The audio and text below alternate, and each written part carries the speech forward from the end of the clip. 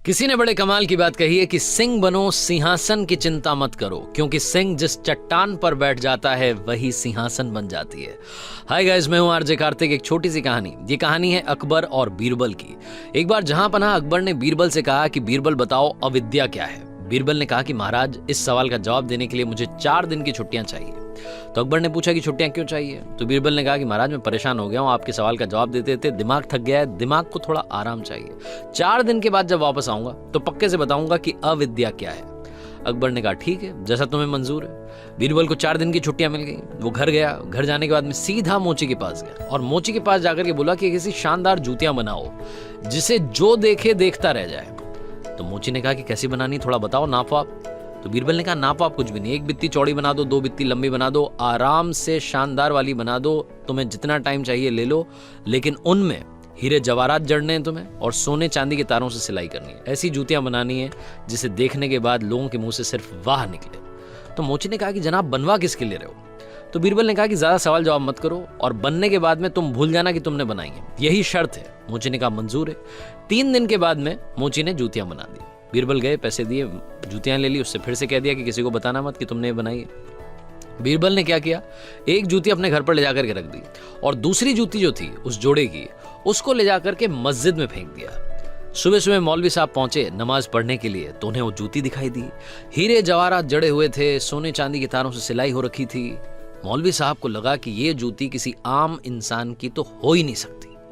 उन्हें लगा कि ये जूती जरूर ऊपर वाले आए होंगे नीचे, ऊपर वाला आया होगा नीचे नमाज पढ़ने के लिए और उनकी जूती यहां पर छूट गई होगी। मौलवी साहब ने उस जूती को उठाया, अपनी आंखों पर लगाया, माथे से चूमा, सर पर लगाया। उसके बाद में जितने लोग वहां नमाज पढ़ने के लिए आ रहे थे सबको बताया कि देखो भैया, ये जूती छूट गई है और मुझे तो लग रहा है कि आम आदमी की नहीं है, तो ऊपर वाले की है। लोगों ने कहा बिल्कुल सही कह रहे हैं जनाब, ये तो ऊपर वाले की है। हर किसी ने वही किया, सबने चूमा, माथे पर रख लिया। उसके बाद ये बात जंगल में आग की तरह पूरे राज्य में फैल गई। अकबर तक बात पहुंची। जहां पना अकबर ने कहा कि वो जूती हमें ला करके दिखाई जाए। जूती ले जाएगी, उन्हें दिखाई गई। तो अकबर ने देखा तो बोला कि बिल्कुल सही कह रहे हो, ये किसी आम आदमी की जूती हो ही नहीं सकती, ये तो जरूर ऊपर वाले की जूती है। ऊपर वाला नीचे आया होगा, वो आए होंगे तो उन्होंने नमाज पढ़ी होगी और उनकी जूती छूट गई होगी। उन्होंने भी वही किया, माथे से लगा लिया, आंखों से चूम लिया, सर पर रख लिया। उसके बाद में अकबर ने कहा कि एक काम करो, ये बहुत ही नायाब जूती है, इसको ले जा करके अच्छी जगह पर, अच्छे स्थान पर रखो और पूजा करो। इसकी पूजा होनी चाहिए, अच्छे से ध्यान रखना है, यही आपको करना है।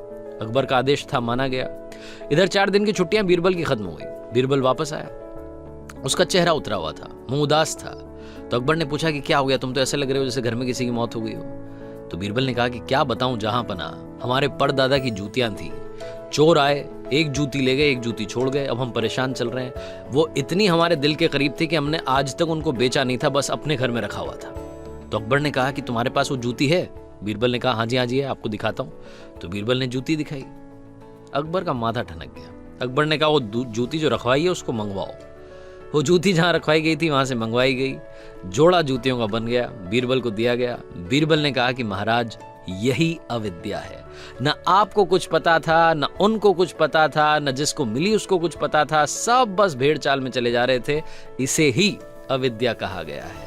इस दुनिया में ये बात हर किस्से पर, हर कहानी पर इंप्लीमेंट होती है। चाहे आप जो काम कर रहे हो, स्टूडेंट हो, जॉब कर रहे हो, कंपनी में काम कर रहे हो, घर में हो, किसी और की बात को मान करके उसे ही सच मान लेना कहां की समझदारी है।